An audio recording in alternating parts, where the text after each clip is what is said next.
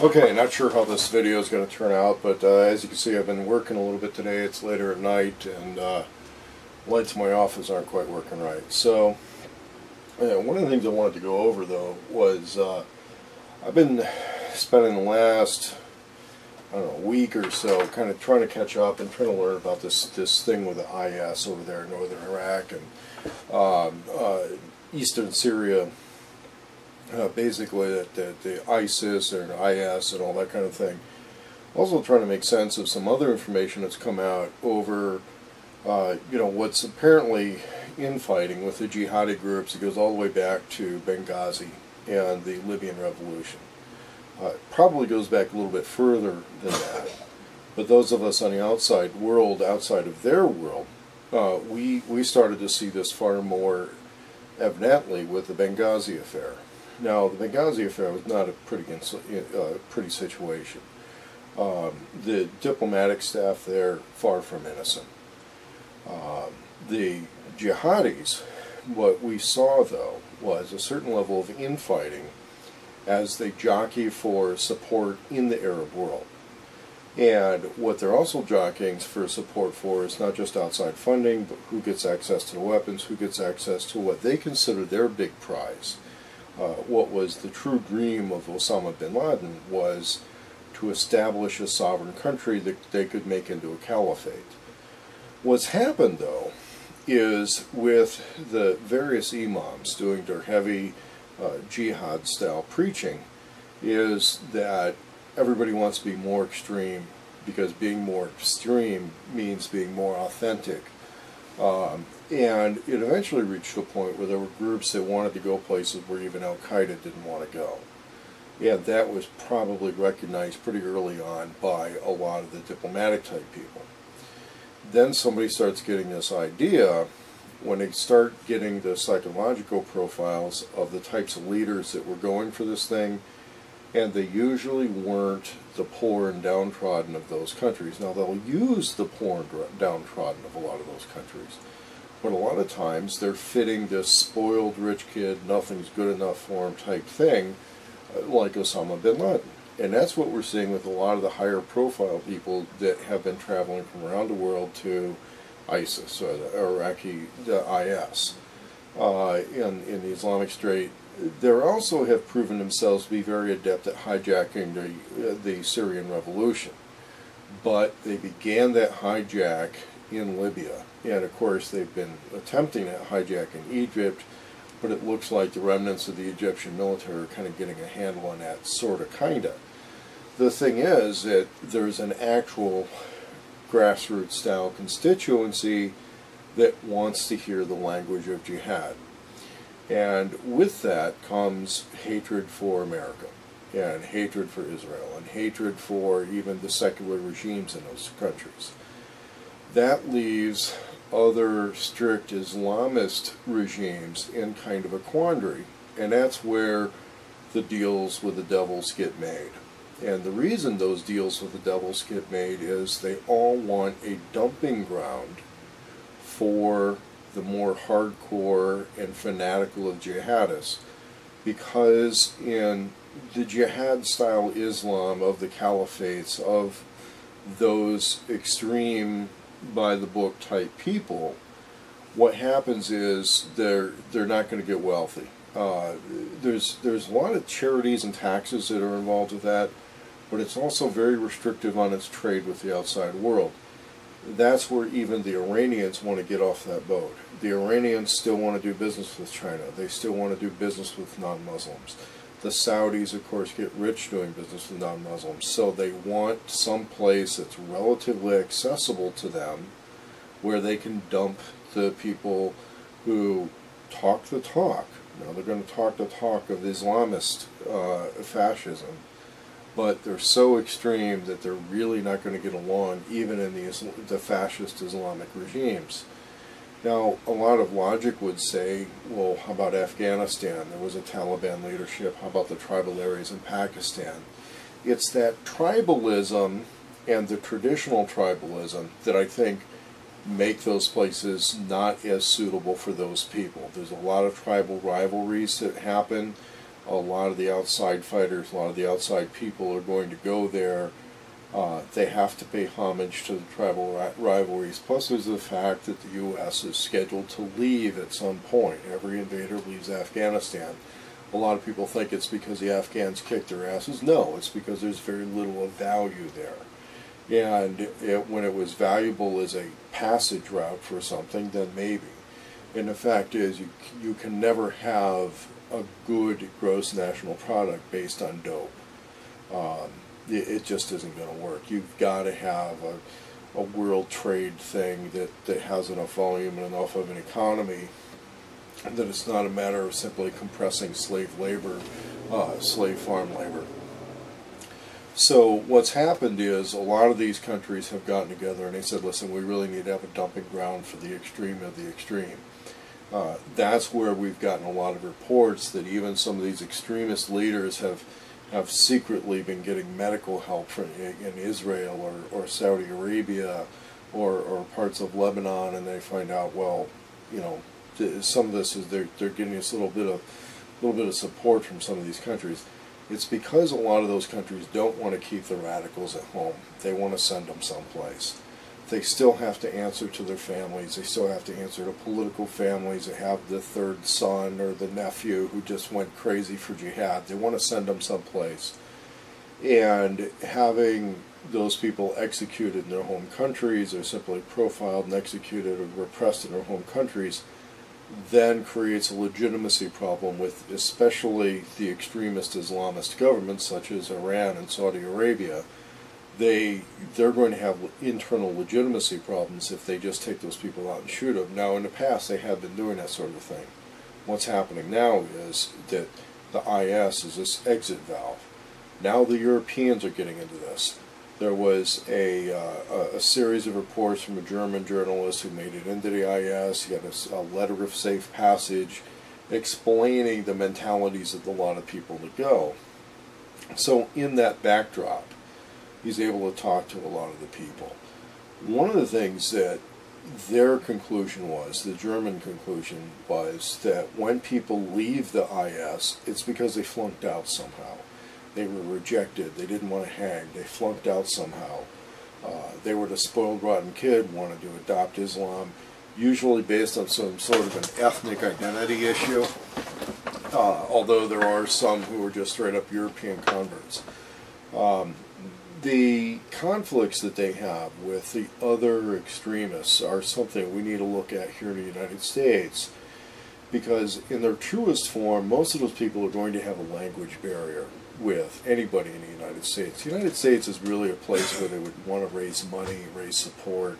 It's not really the recruiting ground. They want to recruit people back from Europe. They want to recruit people from the countries that, you know, they could drive there or they could get through the border checkpoints, that sort of thing.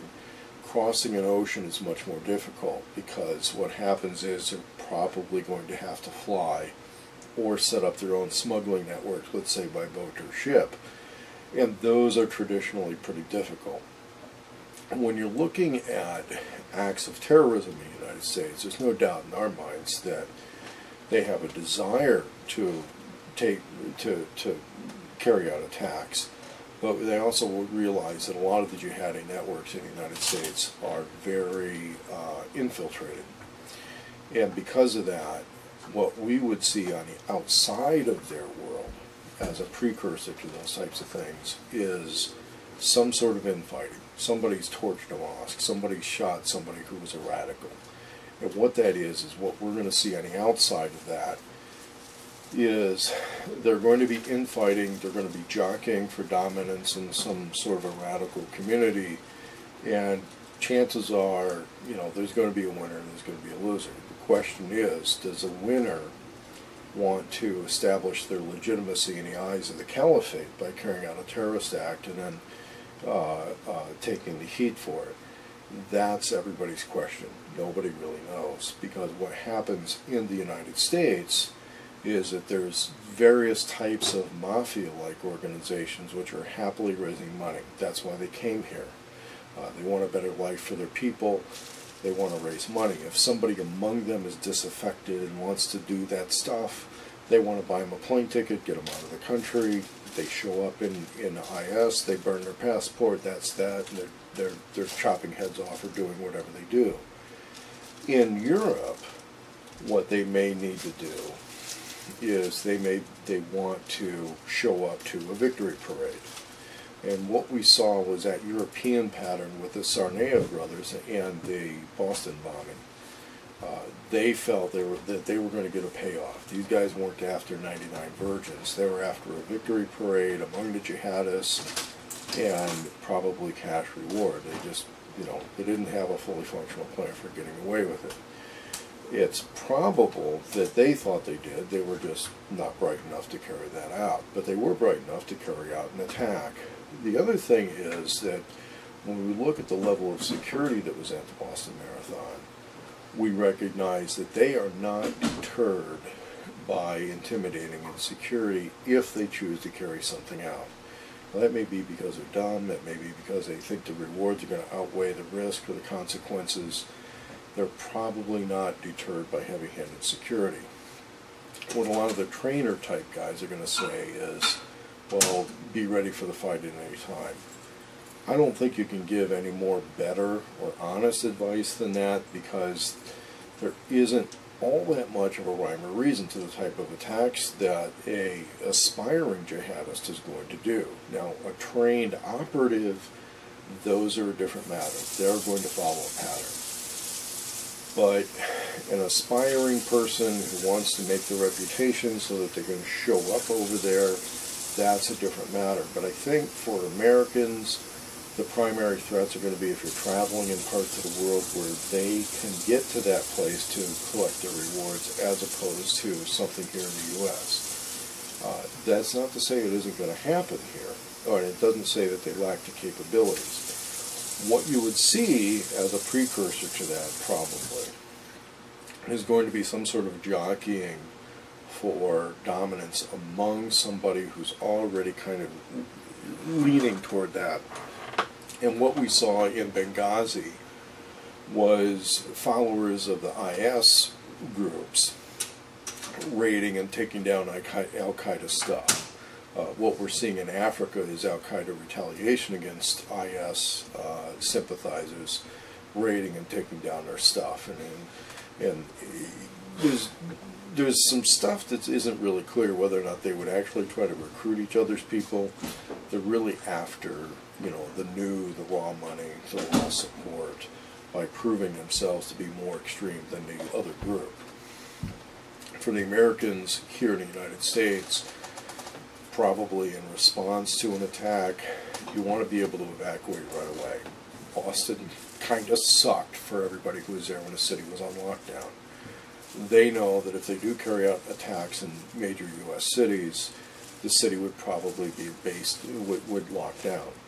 You would have to be able to hunker down or bug out, and you have to be able to make those decisions fairly quickly when an event takes place. The other thing that you may find out is that if an event takes place and it can be covered up, it will be covered up. The Homeland Security people, the law enforcement agencies, they don't really want the publicity getting out if something happens. They would look for a Plan B or Plan C story. We also saw that with the Boston bombing, when some of the first announcements on Al Jazeera were that because the bombing took place on Patriots' Day, they thought, well, maybe it was domestic tax protesters. That's also why there's been something resembling a bit of a stand-down order that's been going out among the Patriot groups, that until this situation is resolved, people shouldn't even be talking shit. Because what would happen is, it's not really a true false flag, it would be false conclusions, while people hostile to the Constitution, hostile to freedom in the United States, are going to go for a twofer. And the way they go for a twofer is, one, they're going to get the funding to fight the IS and the terrorists. Two, they also want to see how they can widen the net. And so it's a little bit more of an intentional collateral damage than a true, more intentionally making the damage collateral as opposed to a true false flag. If these things happen, it actually is jihadis doing it, but what would happen is an attempt by government agencies and political factions to maximize the crisis to their advantage. And in doing that, they would love to throw a lot of false accusations around. This is going to go everything from when they have no warrant door-to-door searches for jihadis. If you try to monkey wrench that, they kick in the door and they might just steal from you too. That's where you have to make those adult decisions very quickly. If one of these situations was so large they can't cover it up, have your evacuation plan in place. If you're going to bug in, bug in. My suggestion is don't try to monkey wrench an investigation. If they're doing a manhunt, they're doing a manhunt. If they abuse people's trust during one of those situations, then try to gain restitution or retaliate at that point, because we also have to realize that the bad actors, the people who are intentionally trying to make greater levels of collateral damage in one of these terrorist attacks, they're really serving a amnetical purpose, and it's basically a purpose which is an enemy purpose. It just happens to be a different enemy. And this is something where different enemies of the United States or different enemies of the American people, both foreign and domestic, would take advantage of situations like that. Now, people will eventually figure that out. Okay, that's going to get on Young Turks. That's going to get on Alex Jones. It's going to get on the mainstream media. They'll figure it out. You definitely don't want to be the people who are perceived as trying to take advantage of those situations. On the other hand, there's a lot of people doing active shooter self-defense training, those types of situations. Just realize that if you pull out your carry piece, you get to the AR in your car, there may be people who want to put a different spin on that.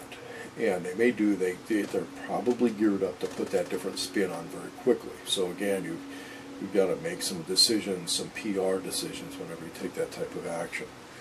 I realize this video has kind of gotten a little bit long, but if you want to see more, please comment, thumbs up, thumbs down. If we want to start the discussion, please feel free to. I will try to respond to everybody who has responses enabled, and we'll talk on this one.